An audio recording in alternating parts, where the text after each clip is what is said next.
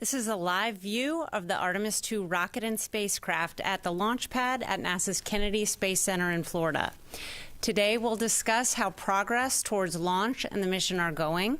Welcome, and thank you for joining us today. I'm Rachel Kraft with NASA Communications, and I'm joined this afternoon by several NASA managers to talk to you today about how our progress towards launch are going. They are Dr. Lori Glaze, Acting Associate Administrator for NASA's Exploration Systems Development Mission Directorate; Shawn Quinn, Exploration Ground Systems Program Manager; Chris Cianciola, Deputy Program Manager for the SLS Program; and Howard Hugh, Orion Program Manager. We'll have some opening remarks from each of our participants today, and then we'll take questions both from reporters here in the room and those on the phone. For those who are joining us by phone today, a reminder that you can join the question queue by pressing *1. And with that, we'll start with Lori. Great. Thank you so much, Rachel. And thank you to everyone that's tuned in and here today for helping us share in this incredible excitement of the Artemis II launch. We are getting very, very close, and we are ready. We held our flight readiness review a couple weeks ago, and since that time, all of our operations have been going very smoothly. It's been going very well. Our flight systems are ready. The ground systems are ready. Our launch and operations teams are ready. And our flight operations team in Houston are also ready. The crew arrived yesterday, and I know that they're ready. They are more than ready. They can't wait to get off the ground. It was really terrific to see them, to see the crew arrive in Florida, where they'll be spending the next few days doing their final reviews of their procedures and spending some time with their families while they remain in quarantine. Tomorrow, our mission management team will become the primary decision makers regarding our readiness for launch. The team, the MMT team, will be meeting in the afternoon tomorrow to review the closure plan for the few open work items that came out of the flight readiness review to help ensure that we're ready to go. Before we go on today, I did want to just pause and take a moment to make sure I thank all of the personnel who have put in thousands of hours of work over the last few months, including nights, weekends, holidays, to get us to this point. Without them and their incredible dedication to this mission, we wouldn't be here today. I also want to thank our program managers that are with us here. They have been overseeing a tremendous amount of work within their teams to prepare for Artemis II, but not only to prepare the hardware and the personnel for Artemis II, but they're now also at the same time helping to ensure that we're ready for the increased cadence of the Artemis missions that are to come, and so that we are ready for this increased cadence and the new flights that will begin in next year. And with that, I'm going to pass it over to Shawn Quinn for EGS. Thank you very much, Lori. Well, first of all, it's great to see everyone. I appreciate all your interest in what we do. This week has already started to be an incredible week with the arrival of our Artemis II flight crew. You know, as they were pulling up into the airplanes, we could actually see the moon in the daylight, and it was really, really cool. Yesterday, we had an important meeting, our launch countdown pretest briefing. This is like the last step before we get into the actual launch countdown, which will start tomorrow afternoon. And I will tell you that it was one of the cleanest launch countdown pretest briefings we've ever had. And Charlie Blackwell-Thompson, our launch director, commented to me that, in all the years that she participated in shuttle launch countdowns, they've never had one that was as clean as this one, meaning we had no significant open work. All of our nonconformances were closed, and the team and the ground systems are absolutely ready to get in the launch countdown. The one thing we are watching is the weather, and we got our latest forecast from the launch weather officer from Space Launch Delta 45. And the thing we're watching is cumulus clouds, the thick cloud rule, and also winds. So right now we're forecast to be 80% go on Wednesday afternoon, so that's good. So the last time we met, we said, hey, we need to get out to the pad around the 19th, and we did. We held the schedule, and it was the shortest pad turnaround we've ever had, or pad to VAB to pad turnaround time we've ever had. It was 21 days. Our previous record was probably around 39 or 40. In that time, we not only changed the batteries out on our flight termination system, but we also made 2 repairs with the helium QD we talked about last time, and also a harness on the flight termination system. Since that time at the pad, we've extended our crew access arm, we've installed our emergency egress systems, we've installed extensible columns on the base of the mobile launcher, and we've retracted our engine service platform. Our launch countdown teams, today was, interestingly enough, was planned to be a weather day. And turns out the weather was not so good today. Well, since we were so far ahead in all of our launch countdown preps, we were able to give the team some time off today, and they've taken advantage of that. Getting into launch countdown, we've checked out our cryo systems, our LH2 and lock systems, and all those tests have passed. We've done radio frequency tests with our launch vehicle and the spacecraft, and that went very well. And so we're really ready. We're going to start our launch countdown around 3 o'clock tomorrow afternoon.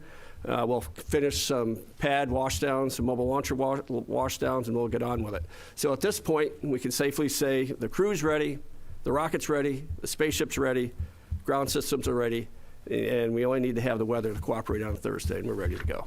So with that, I'll turn it over to Cece. All right, Shawn, thank you. We too are incredibly excited to be here. This is our first opportunity to launch humans to deep space in more than 53 years. You think about that. The last mission completed for humans in deep space in December of 1972. I do appreciate your interest, and I'm happy to be here to represent the SLS program on behalf of Manager David Beeman and the entire SLS team. Our teams are working hard to get the rocket ready. You heard Shawn talk about all the work that's gone over in the last 3 or 4 weeks, but the energy and dedication of the team is truly electric. Everybody's excited. Now, we all recognize the historical significance of this mission, but our teams are still focused on making sure the rocket is fully prepared and ready to go. That is our focus.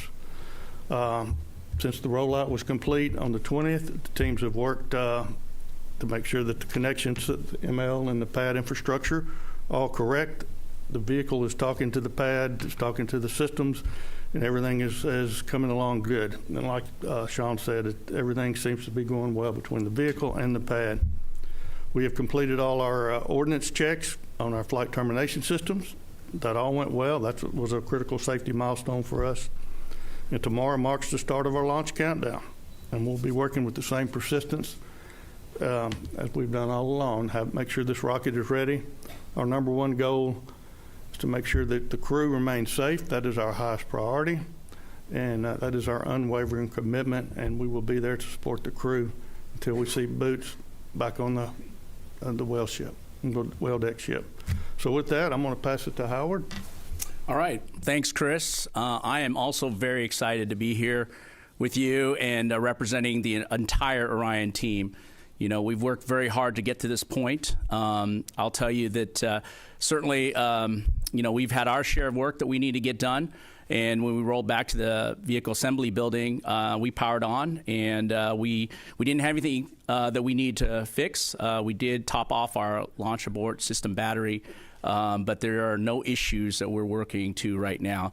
So from our perspective, our spaceship is ready to go and fly Reed, Victor, Jeremy, and Christina to the moon and back. I would say that it's part of normal processing that we have final items that we'd load. For example, the crew's laptop. We're going to have that loaded as part of standard last second or last minute set of hardware that we would get on board. We'll bring forward the batteries for the cameras, et cetera. So nothing unique, very much standard processing that we need to do to prepare for the mission.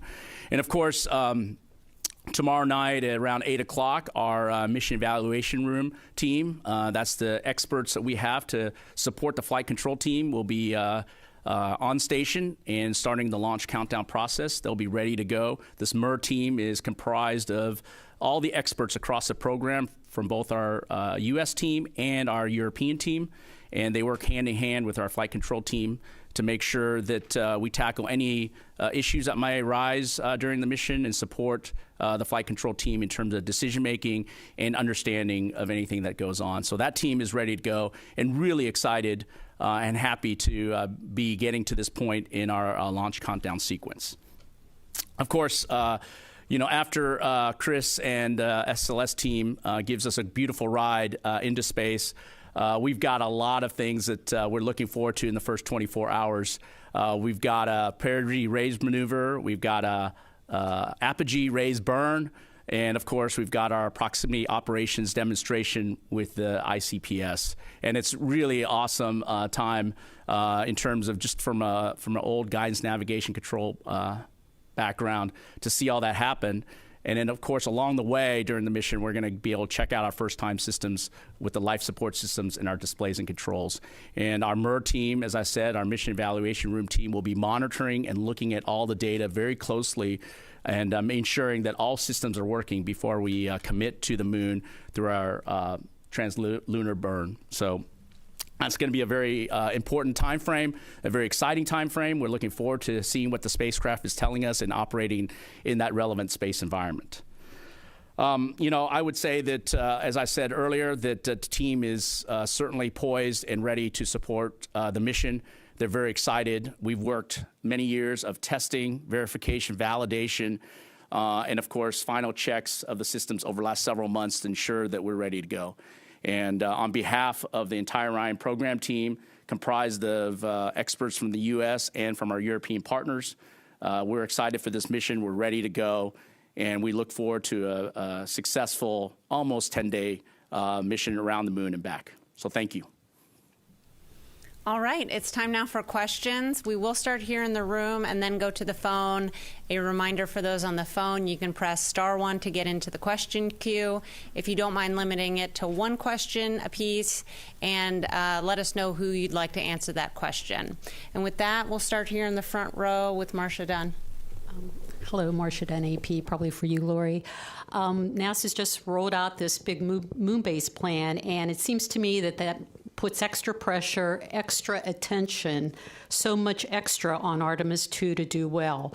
What's your take on that? I mean, not perfect, but like so much is riding on this mission now that perhaps wasn't before. Could you talk about that? You bet, Marcia. I think there's always been a lot riding on this mission. On Artemis II, we've always recognized from the beginning that the future of the Artemis program, the first major step with crew, is the Artemis II mission. We completed Artemis I, we demonstrated SLS capabilities, but Artemis II, where we're really testing out the capabilities of the Orion system, environmental controls, there's always been a lot riding on this mission. But what I can tell you is that the rollout of the moon base plan and the ideas for the accelerated launch cadence, in my opinion, have actually energized our teams. I think our teams are so excited to see an opportunity to not have to wait several years before the next mission. They are, what I see, driven now to how can we work to achieve this amazing launch cadence that allows us to keep our learnings and turn them around quickly and build the muscle memory we've been talking about. So from what I see, it's more of an energizer than anything. All right, second row, Bill Harwood. Yeah, Bill Harwood, CBS News for Howard. Making the first flight with a complete life support system puts an awful lot on the plate that has to work for that during that first 25 hours before the TLI burn. Can you give us a sense of what gives you confidence that that system is going to work the way you want it to in the environment of space, just based on the testing you've done on the ground and the legacy systems that are involved? Just overall confidence all that's going to work, right? Because obviously it has to if you're going to go to the moon. Yeah. So, Bill, I would answer, just like all our primary systems and all the systems on spaceship, we do a lot of testing. Uniquely for life support, we put actually humans with the life support system, both in the cabin environment and also in the spacesuits. And we've been designing the system since the very beginning of the program, and over the last decade plus, we've been doing testing across the board with suits and with the environmental control systems in the cabin and with human subjects. We have a vacuum chamber at Johnson Space Center that allows us to do that. So that's one part of it in terms of the final kind of checkout with people. But along the way, just like any other hardware we do, we test at the individual box level. We test at the harness and connector level. And then we also test at integrated system, you can imagine in a pallet.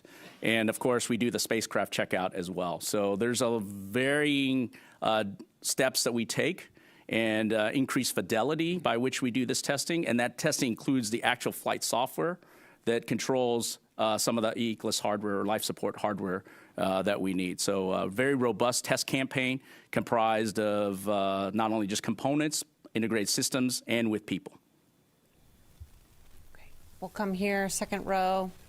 Lauren Grush. Hi, Lauren Grush with Bloomberg. I'm just wondering, do we know at this point the distance that they will come within the moon if they launch on April 1st?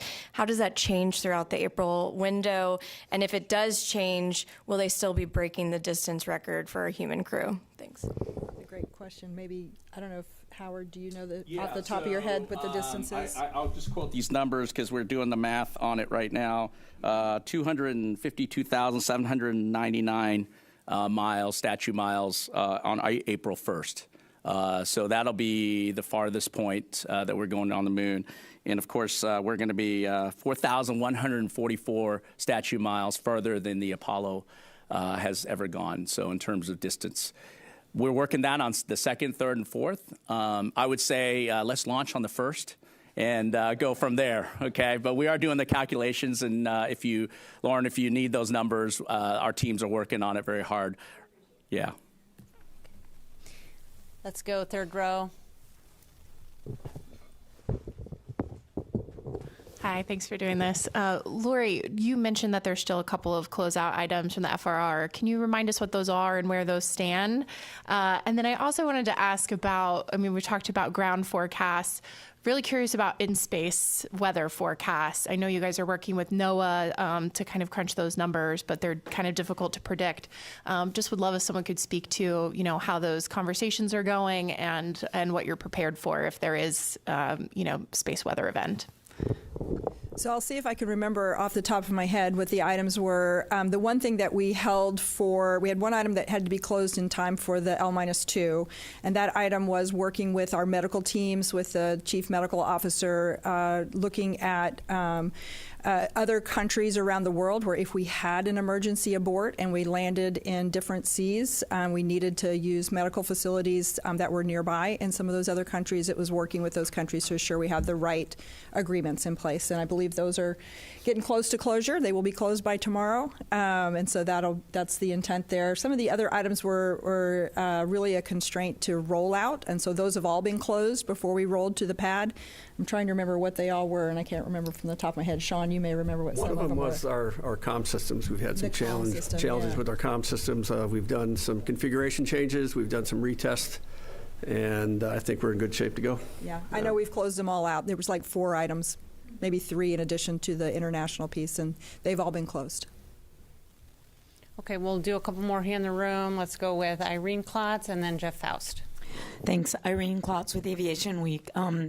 For Shawn, has a stop work order now been issued for the Mobile Launcher 2? And as far as SLS and Orion, if you're able to each just give a summary of where the hardware status is for the core stage for Artemis II and the Orion crew and service module for 3. Thanks. So we have issued a stop work order for Mobile Launcher 2. We've pivoted the team to begin removing some of the hardware that's common to Mobile Launcher 1 that we can use as critical spares. Some of these items are very long lead items. They're hard to build, and they will be put to good use for future Artemis missions for supporting Mobile Launcher 1. And from SLS, there's 2 other parts, right? For SLS, the boosters, the aft segments are being loaded on the rail cars and they're ready for shipment. So they'll be here in the first part of April. As you know, the core stage is, the engine section for core stage is in High Bay 2 being outfitted. The top 4/5 will be leaving Michoud at the end of April and arriving here. ICPS is already complete and it's on dock here locally.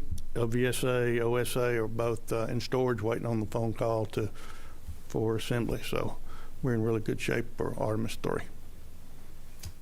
And from our perspective, we've been making good progress on Artemis III.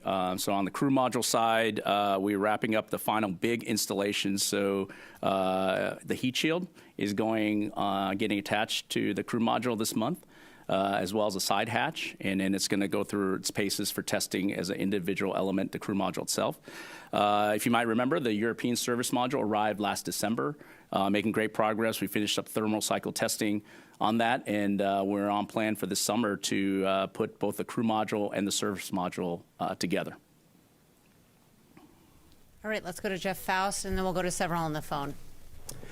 Hi, Jeff Faust of Space News. Just sort of a little bit of a follow-up to that question. We're talking now about doing 3 more Artemis missions through the end of 2028, rapid increase in the cadence compared to the gap between Artemis 1 and 2. What lessons have you learned in the lead up to Artemis 2 that you will apply to be able to increase that cadence for Artemis 3, 4, and 5? Well, I can tell you from a ground processing perspective, we reduced our processing time in the multipurpose processing facility by 50%. That's where we serviced Orion. That's where we fueled it. And in the launch abort systems facility, we reduced the processing time there by 30%. And so, we've already started applying lessons learned from the Artemis 1 flow to Artemis 2, and that's why we're here today. That's why we're able to hold, our February commitment to roll. And as far as getting ready for Artemis 3 is concerned, we are going to be challenged. There's no doubt about it. But our team is energized. They're fired up. They look forward to the increased launch cadence. We've already started collecting lessons learned from Artemis 2 processing as well. And, there'll be probably some, we'll probably have to staff up a bit. We'll have to, go to different shifting profiles. We'll have to leverage the Orion folks and the SLS folks during our processing flows to take full advantage of, all the knowledge that we need.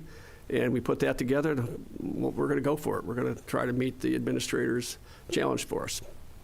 And from SLS, I will say we're assisting Shawn's team more and more through our OEMs here as they do the processing. Before we even get here, we've upped our presence in the supply chain at our sub-tier vendors. We have engineers in the field helping these vendors work through their issues building these critical parts. And then one of the biggest items that's going to help us out is with the new core stage processing that we have in High Bay 2, which is vertical integration. It opens up a lot more work areas that we have. We can work internal in the volumes and external on the vehicle at the same time. As previously when we built the first one, and the second one, we had mostly horizontal work, right? So the vertical assembly in High Bay 2 has been a big enabler for us. Okay. Yeah, I think from the Orion perspective, even before this announcement, we are very much geared towards trying to build our spaceships faster. So the investments we made over the last couple of years not only increased more infrastructure in the operations checkout facility, which is where we build and put together the Orion spaceship. We increased in the infrastructure there, including ground support equipment, including our gantries, things like that, to enable us to build 2 spaceships in parallel. And that was already investment. So I think doing that has helped us look forward in terms of meeting the administrator's challenge to get 3 Orions out the door as quickly as we can to support these missions. I think the other part that very similar to what Chris was talking about, supply chain and our supplier base is very important. Obviously, we have all the hardware for 3, but 4 and 5, we're still getting deliveries of hardware, and we need to make sure that cadence is quickly moving forward, providing the hardware we need to build the spaceship. And that's something we're investing a lot of time in, very similar to what Chris described, by being in with the supply chain and helping them where we can. And just like the administrator said, I think it's really important for NASA to engage actively to enable this to happen as quickly as possible to support these missions. All right, we'll go to several questions on the phone. The first one will be from Joey Roulette with Reuters. Hey, thanks. Question for Howard or Lori. On the last call with the astronauts, we were talking about the the manual control test with Orion, and I was wondering for Artemis 3 if the prox ops is going to need to be manual or autonomous or a little bit of both? How is that going to play out for that mission? Thanks. So I'll take the first part, and then we'll kind of hand it over to Howard if he has more detail. I will tell you that our teams are actively working right now to really better understand the mission profile for Artemis III. We know our primary goal is to demonstrate rendezvous and docking with one or both of the human landing system landers. I expect details of exactly what those look like will be developed over the next month and maybe a little beyond that as we really refine what those operations look like. But the key goal, honestly, with Artemis III, first off will be to coordinate the launches and rendezvous. That's going to be a big challenge in and of itself. Then the actual rendezvous operations and the proximity operations, I imagine, will be fairly similar to what we're trying to do with Artemis II, but we'll need to do that carefully, and then the docking maneuver. So I'll hand it over to Howard if you want to say more detail about what you anticipate those docking procedures to look like. Yeah, I could probably take up the rest of the time talking about my favorite topic of rendezvous, prox ops, and docking. But I'll say very shortly, Orion, we've always been designed and we developed for autonomous capability all the way to docking. So the crew does not need to take over in a manual way. But in the heritage of the shuttle program, where the crew members would take the stick and fly what we call being on the docking axis, so they're right aligned with where the docking mechanism and where the hatches are, and depends on the distance. I can't remember the shuttle time, but for us, it will be something we'll talk with the flight operations team and the crew, whether they would take the stick and finish the final approach and docking, the physical docking, or not. So that's important discussion, but more importantly, just like anything else, we want to make sure we understand our manual capabilities. And so the Artemis II demonstration gives the crew an opportunity to really, I would say, test drive the car. They get a chance to really get a sense of the feedback through the system of how the spacecraft performs. And that's going to be really important. And whether they need to or not for Artemis III, we can decide that later. But to characterize that, to understand that capability and what the spaceship can do and perform and the response it would provide is really important. And I think demonstrating that Artemis II will definitely give us a great understanding and buy down risk as we move forward to Artemis III and beyond. The next question is from Will Robinson-Smith with Spaceflight Now. Thank you for taking the time to speak with us today. Question for Howard Hugh, if I may. We heard from Christina earlier today during the crew briefing about the limitations of the suits as it relates to abort scenarios. But can you go into some detail and talk about, once you get beyond the TLI burn, specifically what are the abort options for Orion if you need to make a maneuver that doesn't get you all the way out to the moon but is more of a U-turn back before then? And then just briefly, what is the abort region weather looking like right now for a launch on the first? Thanks. Okay, I guess I'll answer the first question. I don't know about the abort weather, so maybe I'll turn to Shawn to help me with that. We have a very capable abort coverage. You might hear a lot about the ascent piece, but I think you're talking about post-TLI or translunar injection burn that we would do. What we call those is, I would say, less aborts, but early return. And what you would do as we move out post-TLI, we have a capability to return back to Earth at along any point of the trajectory. And it's different types of burns. Certainly early in the mission, I think the first 36 hours or so, we'll probably do what I call turn and burn, which is you would not go to the moon. If there was an emergency, a significant emergency, which we would have to bring the crew home immediately, we would do that burn, execute that burn. And we've already done all the calculations. We know what we need to do, and so the crew come home safely. After that, it's probably safer at times from a time perspective to fly around the moon and come back and take that free return trajectory. You're not getting any more time savings, and you don't have to do another big burn. You're already on that path forward to hitting our entry corridor. And so I think that's where we will make a decision as a mission management team to determine how best to move forward. But we do have a continuous early return capability that we've already run hundreds of thousands of trajectories against and ensure that we are able to get the crew home safely. Yep. As far as launch abort weather is concerned, it's currently forecast as go on Thursday. We have 3 types of aborts that we could do right after launch. One is called a LAS abort, a launch abort system abort, where the spacecraft would land, fairly close to the launch site.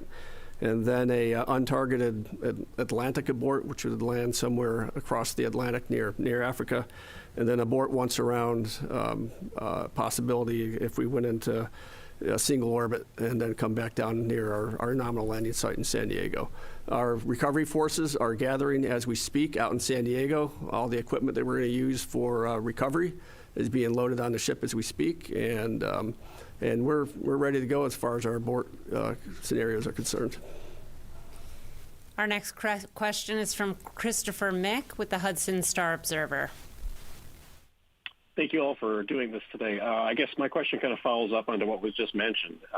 I know you don't have everything available at this time, but if the launch were to happen at the beginning of the 2-hour launch window on April 1st, can you talk about what approximately the splashdown time would be off San Diego? Ooh, I don't have that. We can follow up with you. We'll follow up. Absolutely. Once we do that TLI burn, it's set, but we'll find it for you. Okay, let's go back to several more here in the room. We'll come on this side here in the front row.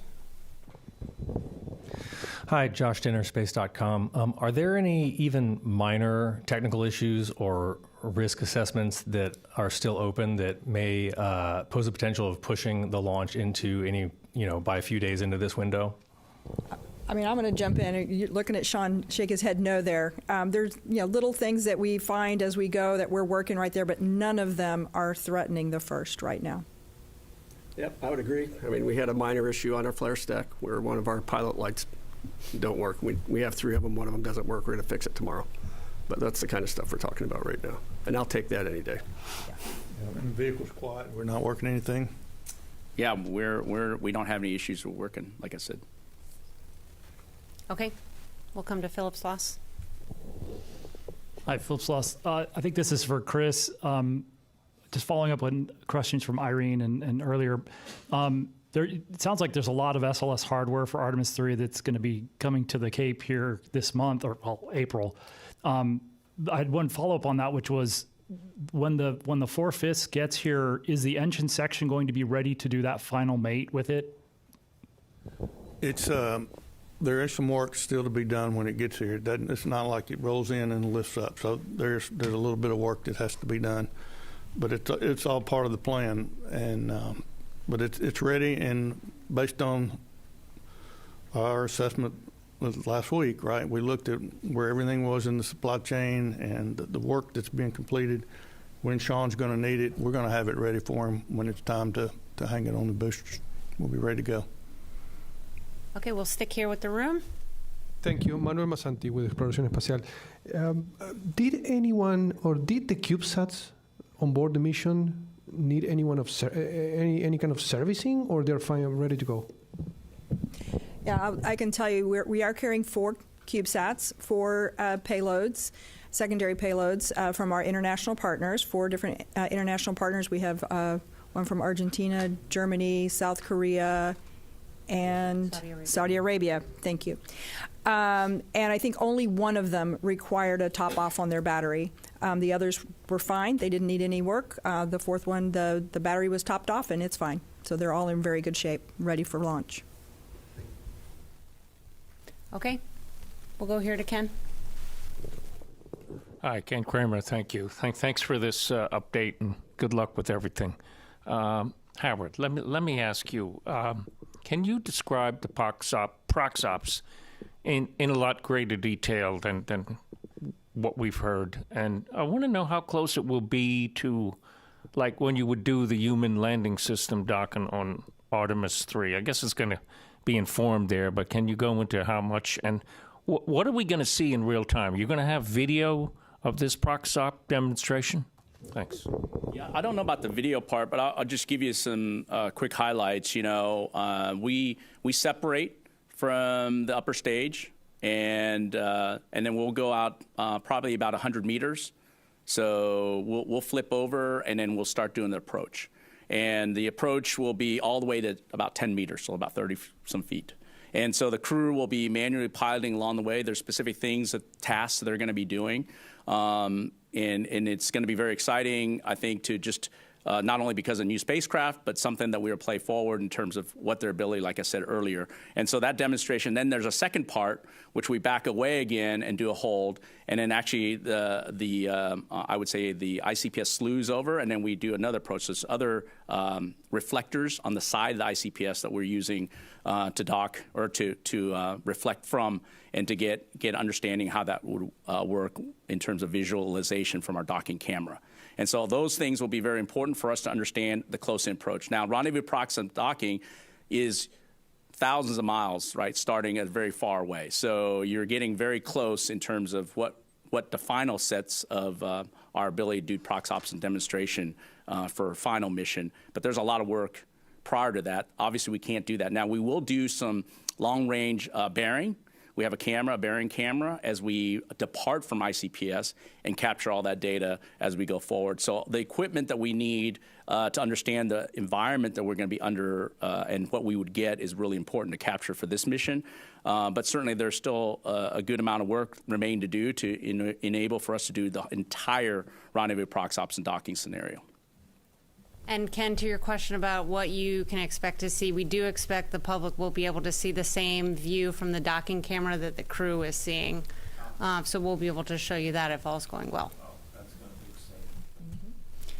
Okay, our next question, we're going to go back to the phone. This is from Claire Cameron with Scientific American. Hi there. Thanks so much for doing this. I did want to ask again about the potential for space weather and how you are sort of planning for that and whether that could have some impact on launch date. Thanks. I believe I saw a note this morning that says right now we're not watching anything. In the weather report we got today, it said the space weather risk was low, but we can look and see if we can get you additional detail. But that's right now, we're not keeping an eye on anything. Okay, our next question is from David Denault with About Space Today News. My question is for Howard. This morning, there was two comments made about how Orion might be performing. The first one, I believe it was Commander Reed, who said something about having the addition of the life support system might have an effect on how the spacecraft might operate. And the second one I found interesting was about exercising inside the spacecraft and how that might affect the Orion spacecraft's operations. Could you comment on those two, please? Yeah, you bet. The first one, the way we get rid of carbon dioxide is vent it out of the spaceship. So we have a component called the CO2 humidity control box, and that box absorbs the CO2 that comes out of human beings, and then we dump it overboard, and that's venting. And you can imagine, if you're anywhere a physics student, you can imagine that when you impart a force on the vehicle, whether it's venting or anything else, you got to counteract that force. And so that's what we talk about when we talk about the eclipse system imparting some things on the spaceship. So we have to correct that. We have a very robust attitude control system, closed loop. And so it'll adjust to any of those situations. And we could swing this CHC, or the CO2 humidity control system, 15 minutes, 30 minutes, however we want, based on what we need, how much CO2 we need to remove. And so this is going to be an important understanding of how the spacecraft controls our attitude of the vehicle and make sure that it responds to this venting environment. So that's one piece. And then the second thing is very related as well. We have a flywheel. That's our exercise device. Think about, it's not exactly a rower. If you go to the gym, it's more than that. But you can see as in a rowing kind of motion, which is what they're going to be doing in space, you can see that there's dynamics involved in terms of the forces that are being applied from that motion. And those forces have to be counteracted from a spaceship perspective as well. So our jets, our reaction control jets, will be augmenting or dissipating any of those things. So that's going to be really interesting test as well. We're going to try to, I think, cycle through each crew member 30 minutes of exercise a day is, I think, our plan still. And then we'll have a lot of understanding of the dynamics. And it's really important that, obviously, as we go into deep space, that the human body gets to exercise. And we're learning a lot on this mission beyond what we have in Space Station. Space Station has a lot of great exercise equipment. You can't put all the treadmills and things like that on our spaceship. And so this flywheel is a really great exercise tool that we're learning from and utilizing as we go forward. All right, we'll take one more question from the phone, and then we'll come back into the room here. Our next question is from TJ Mascaro with the Epic Times. Good afternoon. Thank you all so much. Question for Lori and Howard. When we were talking to the astronauts, they mentioned an eclipse event if they launched on April 1st and 2nd. Can you all talk a little bit more about that, what you're expecting and preparing for? Sure. So I'll speak to it from kind of the exciting science part of it, and then Howard can speak to it from the Orion performance side of it. Yeah, I think it's going to be very interesting in this flight if we are able to launch on the 1st. The crew are going to get to have some pretty interesting eclipse opportunity to be able to look back at the disk of the moon with the sun being in eclipse. And I think from a science perspective, they'll be able to see the sun's corona. And I think it'll be really fascinating and a great kind of observation opportunity for the crew there. It's kind of I think going to be a unique thing on this one. Go ahead, Howard. You want to speak to the? Yeah, I think I get questioned a lot. When are we launching? Why is this day in? This day is out. There's a lot of several factors, obviously, but power is one of the analysis that we do to screen for eclipses. We know where the eclipses are happening, and we want to make sure we're power positive is what we use the word for. And so when we screen across multiple trajectories, multiple days, every minute of the launch period, by the way, to ensure that we have significant power positive margins when we enter into a eclipse, and then making sure that there's not other segmented eclipses that could happen, so we have time to recharge our batteries. And so when we do that, we run hundreds of thousands of trajectories per each launch period. And so I think many of you ask, when can we launch? A lot of that work across multiple launch periods are being done by a really great team, and we look at all the power and any abort cases as well. Also, when we have abort trajectories, we will also have eclipses. So for both nominal and abort, for the April 1st to the 6th, we've got power positive margin. And so that's why we can say that we can fly these missions with confidence. All right, we'll come back into the room. Let's go over here to Marcia, and then we'll come to Josh. Marcia Dunn, AP again. Lori, I've heard you say you're figuring on 4 real true attempts in 6 days. How do you figure that? And a countdown question, if it's just the weather and the rocket's sitting on the pad for 2 hours and doesn't go, if it's just weather, can you turn that around in 24 hours and try the next day? So I'm going to talk to just a little bit, and then I'm going to hand it to Shawn because he can probably give you more detail. So we have 6 days that each of those 6 days, the 1st through the 6th, are viable launch days. But we do need to, if we do a scrub, there's at least 24 hours to turn around. And in some cases, we need to replenish some of the gases and things that we need to fuel the spacecraft and run the spacecraft. So those sometimes we'll need to do a 48-hour scrub. So if you take the 6 days that we have available, if some of those are 24 opportunities and some of them are 48-hour scrubs, we think we can get up to 4 launch attempts within that 6-day period. Shawn can speak more to the resources that are required and what drive the 24 versus 48. Yeah, as part of getting ready for Artemis II, we actually installed a new 1.4 million gallon hydrogen dewar. And so that enables us the 4 launch attempts that Lori referred to. Whether it's a 24-hour scrub or a 48-hour scrub really depends on the reason. It depends on what the hardware problem was. or when we scrub in the launch countdown. So if we're real late, that means we're using more hydrogen. We're bleeding off more hydrogen. If we scrub early, we're not bleeding off as much. But we're prepared for a 24-hour scrub turnaround for just about any case. So if it's purely weather. Yeah, if it's purely weather, we can hit a 24-hour.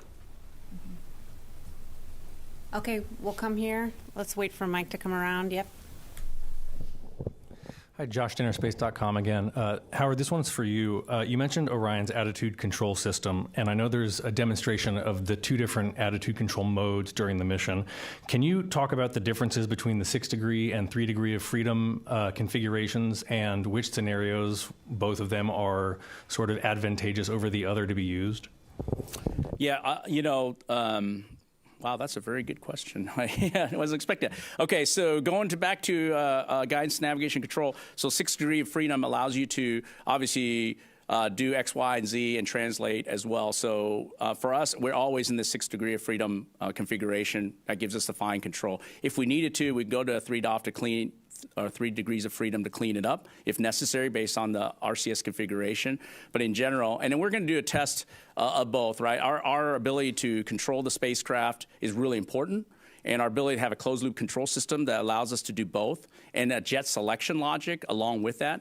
So we have multiple jets that we can use to fire together in combination is really important as well. So all those things are part of our, I guess that the answer is yes, we're going to do both. Yes, they're very important, but in general, 6-degree of freedom is the control mode that we would generally want to be in. Okay, we'll go to one on the phone. We have Micah Maidenberg with the Wall Street Journal. Hey, thanks, Rachel. Maybe for Lori, could you remind me just about the role of the prime contractors at this point, specific to SLS and Orion? Like, are folks from the companies actively working with NASA teams right into launch, or is it more they're on standby if something comes up? Some color there would be great. Thanks so much. Yeah, thank you for the question, Micah. In fact, I'm really excited to answer this one. We are still working very, very closely with all of our prime contractors. In fact, the issue that we had that required us to roll back to the VAB, the helium quick disconnect connection there, was a great example that showed our NASA teams and our contractor teams from Boeing and ULA and from our ground system contractor teams and our NASA teams all working together as one team. It was fantastic, and it's great to see we're just trying to solve the problems and get the work done. So we are working really closely with our contractors, all the contractors and the NASA folks, including the folks from Boeing, Lockheed, ULA, Northrop Grumman. We're all in there together, and there's more as well, but we're all in there together. And when we get questions about how are we going to turn around faster and be able to implement the accelerated plan that the administrators rolled out for Artemis 3, 4, 5, and beyond, I think this is the way we're going to work together in the future, much more closely and more integrated and more collaboratively with these integrated teams. So it's been a great demonstration here. Okay, let's go on this side to Lauren Grush again.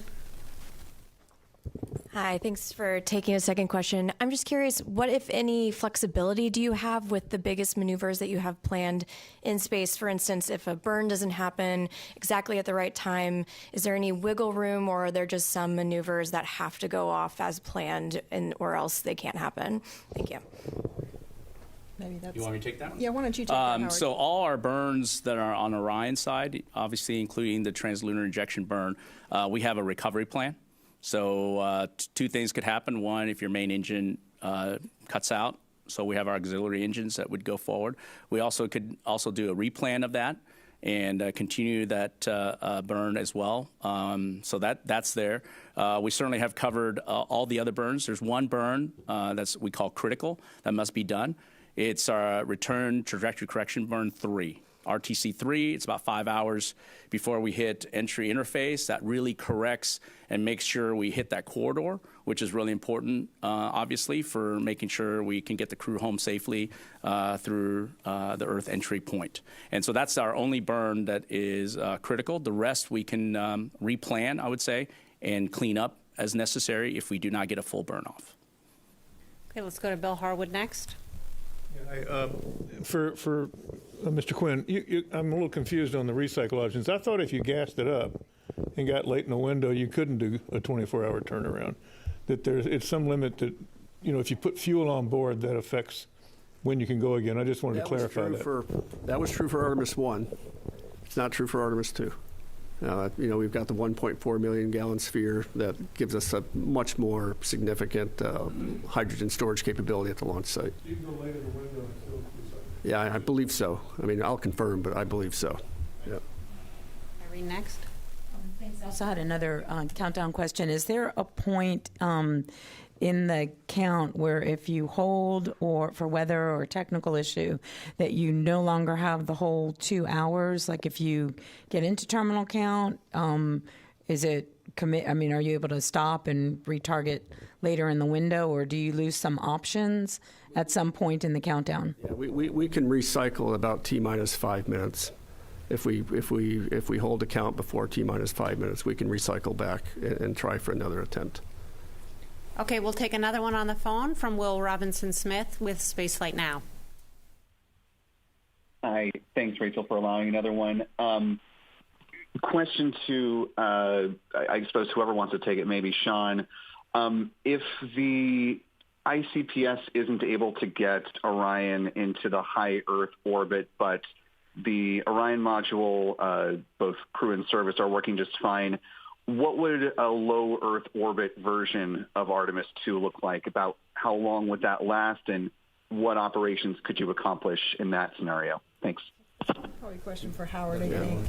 Howard, So we also have what we call alternate mission scenarios, by which we allow ourselves to potentially do a circular orbit. We have a couple options to circularize and execute as much of the objectives that we can. If there's something that happens where we could not get the upper stage to get us a nice burn. So there is various options we looked at. We're able to do some of those mission completion things. And it depends on where we get dropped off, what happens. So it depends on the scenario we're in, but we're definitely ready for those types of scenarios as well. And the flight control team knows what to do.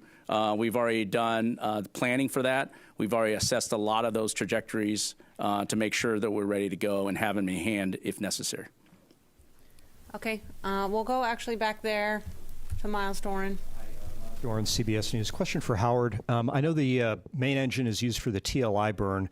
Which engines are used for the other burns, the OTC burns, the RTC burns? Is it all the auxiliary thrusters, or can you use both? What's the plan? The ohms burn is too much. We don't expect to make that correction. Our navigation state should be very good unless something happens along the way and we can't. So all of them are planned to be on the what you call auxiliary or aux burns.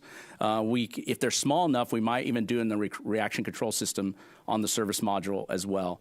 So that'll depend on, as we approach each OTC, each RTC, which is outbound trajectory correction, and then return trajectory corrections, we'll determine how best to utilize our thrusters. But yes, in general, it'll be the auxiliary engines. Okay, let's go to Ken here in the front. Thank you. Thanks for a second question. Ken Kramer, Space Up Close. Howard, what is the width of the reentry corridor? I don't know if I've heard a number. And I would also like to get an update on the RS-25 engines. You got to build new ones for Artemis 5. We haven't heard a lot about it. So what is the status? Because if you're going to launch Artemis 5 in 2 years, you got to get them built and tested pretty soon. Thanks. Yeah, when you say width, I'll have to get back with you on what you're asking. You mean the width of the corridor in terms of cross range? Is that correct? The cross range. We got a downrange track of up to 1775. I think even as they approach, right, there's a corridor width before they get it. Yeah, I'll have to get you that number. Sorry, I don't remember off the top of my head on that one. Okay. Because astronauts are real concerned about that. Yeah, Yeah, I can probably delve into more of it, but we'll get you that number. Okay. Okay, and on the RS-25, right, for Artemis 5, they are in production, flight set. So we've also completed our acceptance hot firing on 2 of those new engines already. So they are in the production phase, and we're working through it. You'll go back. You can pull some of the burns and the test from Stennis when we went through those tests of those new engines. So they're in play and they would do support. All right, and with that, we'll go ahead and wrap up. I want to thank our participants very much for being here today. We will provide another status update tomorrow on how the countdown is going as it gets underway. That'll be at approximately 5 p.m. Eastern Time tomorrow. As always, you can follow the latest news and mission events and our progress on nasa.gov. Thank you for joining us.